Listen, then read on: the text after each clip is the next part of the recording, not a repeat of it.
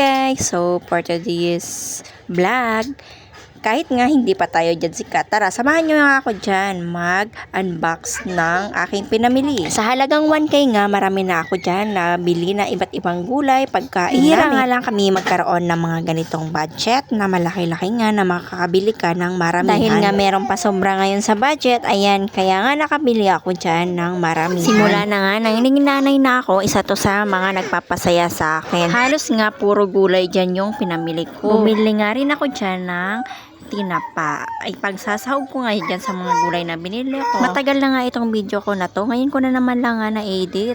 Kasi nga sa dami-daming ginagawa ko talaga. Ngayon ko talaga na naman natapos siya. Yan na pala lahat yung nabili ko. Habang nag-voice over ako dito, may ingay talaga yung mga anak ko. Kasi nga naglalaro sila dyan. Hinayaan ko na nga lang sila maglaro. Tapos na nga ng lahat-lahat na yan. Ayan, nagluto nga ako dyan ng french fries.